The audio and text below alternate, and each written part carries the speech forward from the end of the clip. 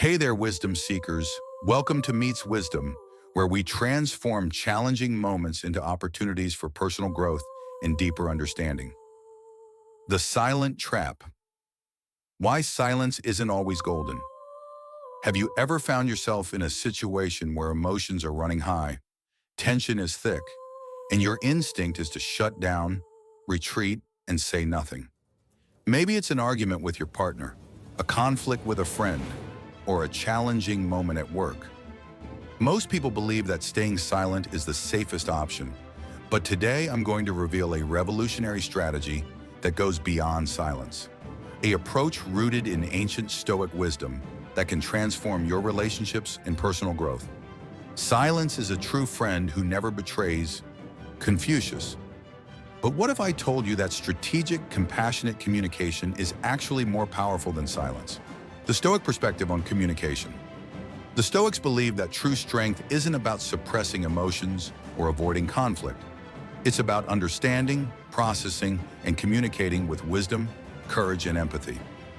Marcus Aurelius once wrote, "When you wake up in the morning, tell yourself, the people I deal with today will be meddling, ungrateful, arrogant, dishonest, jealous, and surly.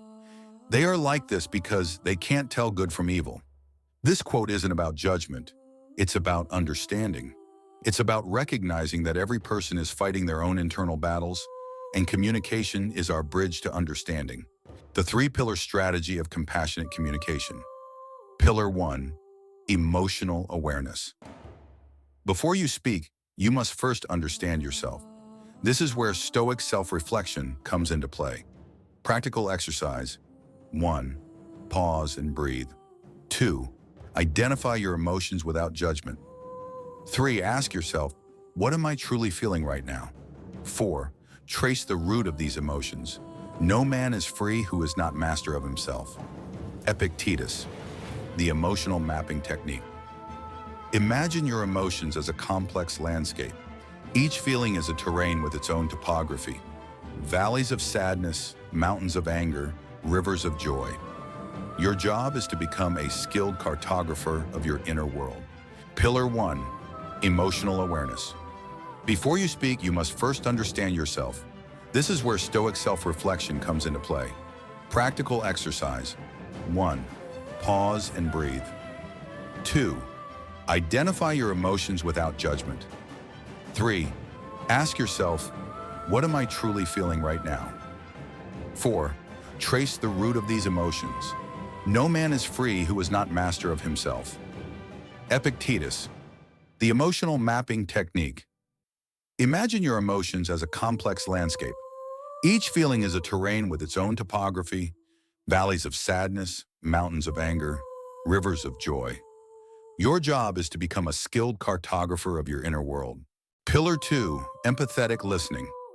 Listening isn't just about hearing words, it's about understanding the person behind those words. Key listening strategies. Remove your defensive barriers.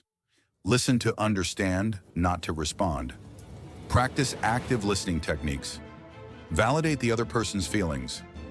We have 2 ears and 1 mouth so that we can listen twice as much as we speak. Epictetus. Pillar 3, intentional expression. Now comes the most crucial part. How you communicate your thoughts and feelings. The clear communication framework. Compassionate tone, listen actively, empathize genuinely, articulate precisely, reflect mindfully, choose not to be harmed, and you won't feel harmed.